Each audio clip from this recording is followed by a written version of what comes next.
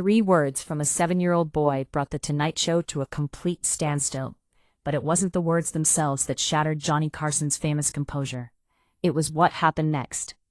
The way Dolly Parton's hands began trembling, the way her voice disappeared completely, and the secret this child had been carrying alone since the night his mother took her final breath. When those 3 words left little Samuel Mitchell's lips, Johnny Carson did something no one had ever witnessed in 30 years of television. He pushed back from his desk, removed his glasses, and wept openly in front of millions of viewers. Dolly couldn't speak. She tried twice, nothing came out, and 300 audience members sat frozen, watching 2 of America's most beloved entertainers completely fall apart. The cameras kept rolling, but this wasn't entertainment anymore. This was something sacred unfolding in real time, something that would change both of their lives forever. What you're about to hear has never been told in full. What if such a moment had been captured, but the real story? What happened in that hallway before the cameras started rolling? What was discovered after they stopped? That story has remained hidden for decades until now. Because what happened that night in Burbank wasn't just a viral moment. It was a collision of grief, promise, and love, so powerful that everyone who witnessed it walked away different. Let me take you back to the beginning, to a Thursday evening in 1987, when a dying mother made her 7-year-old son promise something impossible, and to the 23 minutes that changed everything you think you know about courage, loss, and what happens when love refuses to stay buried. It started with a song, and it ended with a truth no one saw coming. It was a cool Thursday evening in October 1987. NBC Studios in Burbank was buzzing with the usual pre-show energy. Johnny Carson was preparing for what everyone expected to be a routine episode of The Tonight Show. Dolly Parton was scheduled to appear that night to promote her new album and perform a song that had defined her childhood, Coat of Many Colors. The plan was simple. Some laughs, a story or 2 about growing up poor in Tennessee, maybe a song, the kind of easy, warm television that made America fall in love with both of them. But Samuel Mitchell was never supposed to be there. The 7-year-old had arrived earlier that afternoon through the Children's Wish Foundation. His wish had been simple and heartbreaking. He wanted to meet Dolly Parton, not for an autograph, not for a photograph, for a promise he intended to keep. Samuel was small for his age, thin in a way that made adults look twice. He had dark brown eyes that carried something heavy, something that didn't belong on a child's face. He wore a white button-down shirt that was slightly too big for him. His mother had bought it for him 6 months earlier, back when she still believed she'd watch him grow into it. In his hands he clutched a pale blue envelope, wrinkled at the edges, worn from being held too many times. He hadn't let go of it since the morning she died. The backstage coordinator had a schedule to keep. Samuel's tour was supposed to end at 4:15. A quick look around, maybe a wave from a producer. Then back to the hospital, where his grandmother waited. But Samuel wasn't following the plan. He was standing completely still in the middle of the hallway, staring at a dressing room door. The name on it read, D. Dolly Parton. His grip on the envelope tightened. He had promised his mother. And Samuel Mitchell, 7 years old and carrying more weight than most adults ever would, had never broken a promise in his life. That's when the dressing room door opened. Dolly Parton stepped into the hallway, like sunlight breaking through clouds. She was dressed in white, her blonde hair catching the fluorescent light, her presence warm and immediate. She was humming softly, a melody that Samuel recognized instantly. His breath caught in his throat. Coat of Many Colors. Dolly noticed him immediately. A small boy standing frozen in the hallway, clutching a blue envelope like his life depended on it. "Well, hello there, sweetheart," Dolly said, her Tennessee accent wrapping around the words like a blanket. "You lost, honey?" Samuel shook his head slowly. His voice came out barely above a whisper. "You're the lady who sings Mama's song." Dolly tilted her head. Something in the boy's voice made her pause. Not star-struck excitement, not childish nervousness. Something deeper, something heavier. "Mama's song?" Dolly asked gently, crouching down to his level. Samuel nodded. "Coat of Many Colors. She sang it to me every night," she said. "Your mama and her mama loved the same way with everything, even when there wasn't much." Dolly's smile softened. She heard stories like this often. Her song had touched countless lives. But something about this boy felt different. It was the way he spoke, past tense. "She sang," she said. Your mama sounds like a beautiful woman, Dolly said carefully. She was. Samuel's voice cracked. She went to heaven 43 days ago. But she wrote you a letter before she left. She made me promise to give it to you. Dolly's hand moved slowly to her chest. The hallway seemed to shrink around them. Behind her, a producer had stopped mid-step. The backstage coordinator stood frozen, tears already forming. She wrote me a letter, Dolly whispered.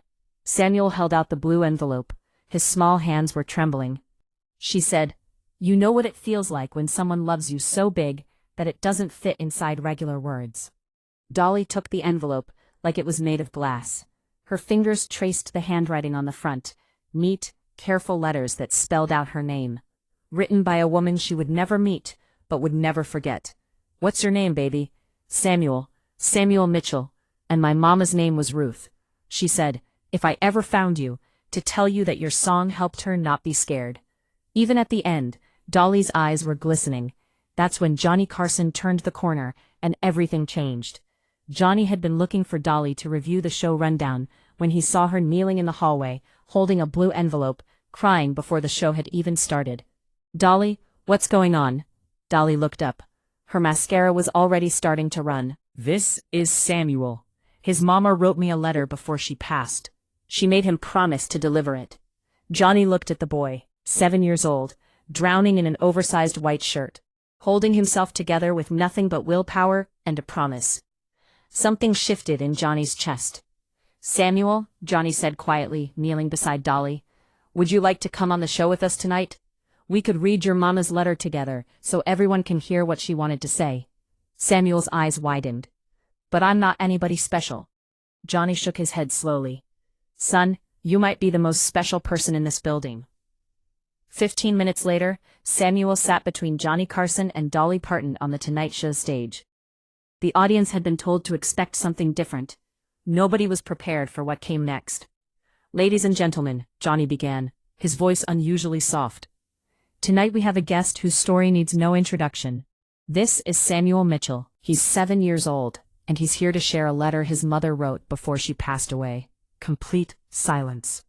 Dolly unfolded the letter with trembling hands. The paper was worn, the handwriting careful and deliberate, each word written by someone who knew time was running out. "Dear Miss Parton," Dolly began, her voice already breaking. "My name is Ruth Mitchell. I am writing this letter from my hospital bed, while my son Samuel sleeps in the chair beside me." She paused, gathered herself, continued. "I don't have much time left. The doctors say days, maybe a week. But I couldn't leave without saying thank you. Your song saved my life, long before cancer tried to take it." Johnny removed his glasses. His jaw was tight. "When I was a little girl, we had nothing. No money, no nice clothes. But my mama sang me your song every night. She told me that love was the only fabric that mattered. I believed her. And I raised my Samuel the same way." The audience was completely still. "He's going to be so alone when I'm gone. He doesn't have a daddy. My mother is too sick to raise him much longer. But I need you to know that every night in this hospital, we sing your song together.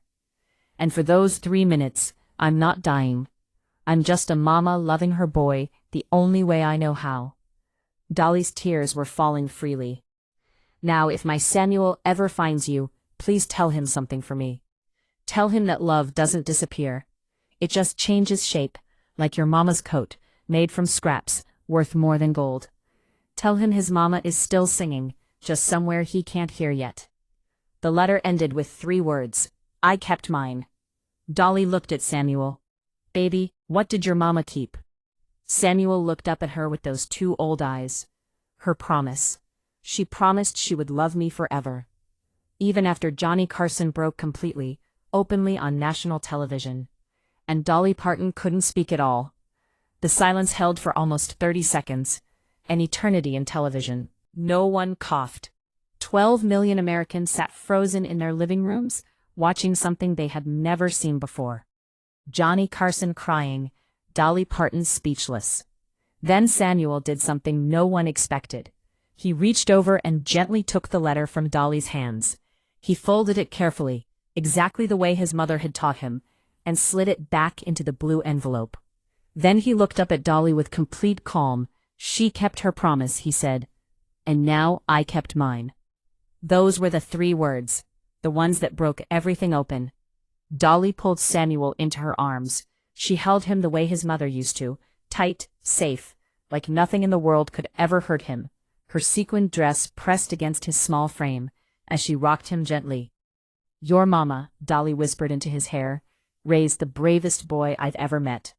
Johnny finally spoke. His voice was rough, raw. "Samuel, I've been doing this show for 25 years. I've interviewed presidents, kings, the biggest stars in the world." He paused.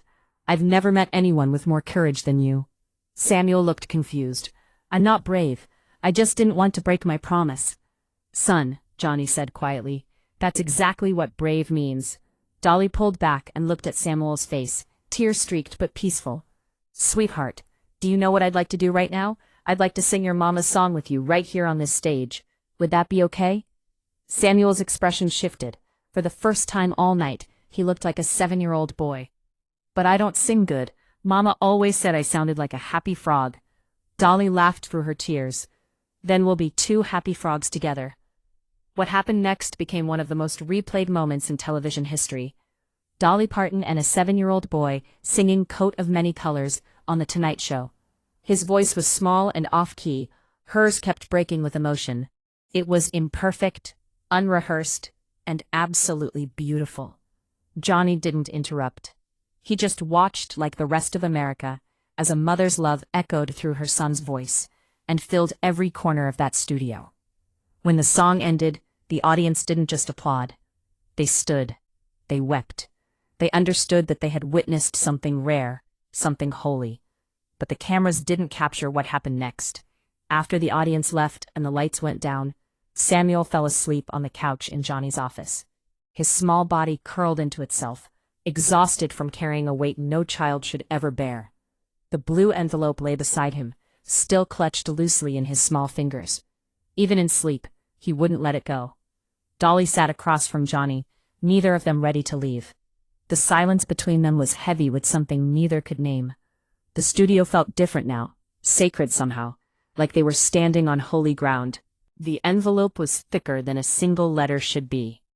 "Johnny," she whispered, leaning forward. "There's more inside." She slid the contents out carefully, her fingers trembling. What she found made her gasp. Her hand flew to her mouth. There were more letters, dozens of them, each one folded precisely, labeled in Ruth's careful handwriting. The ink was slightly faded on some, darker on others, written over weeks, maybe months. Each one a piece of a mother's heart preserved on paper, for Samuel's first day without me. Can't sleep at night.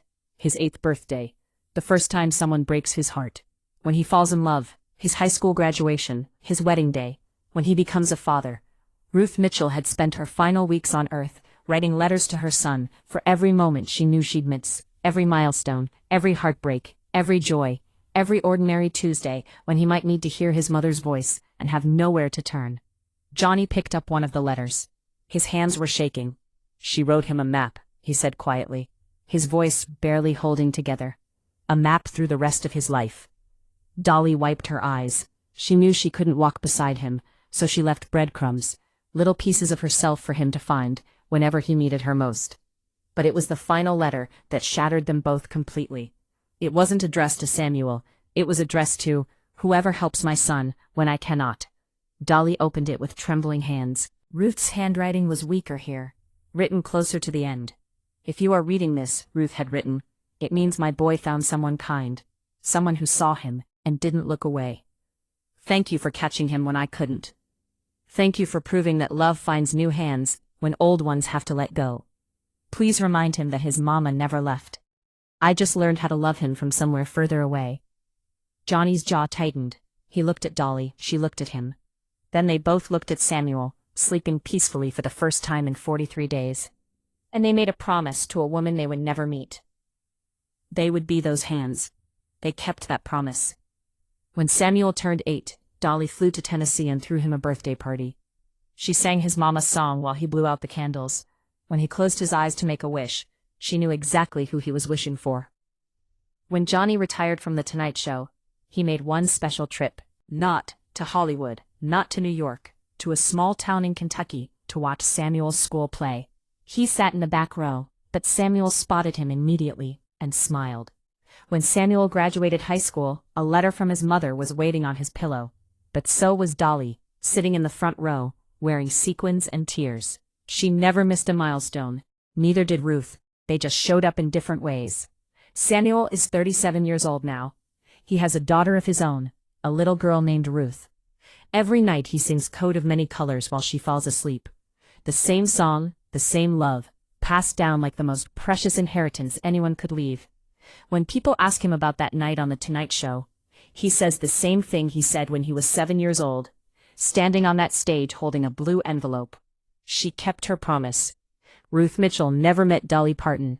She never saw Johnny Carson's tears. But, through a letter, a song, and a 7-year-old boy, brave enough to keep his word, she taught America something it would never forget.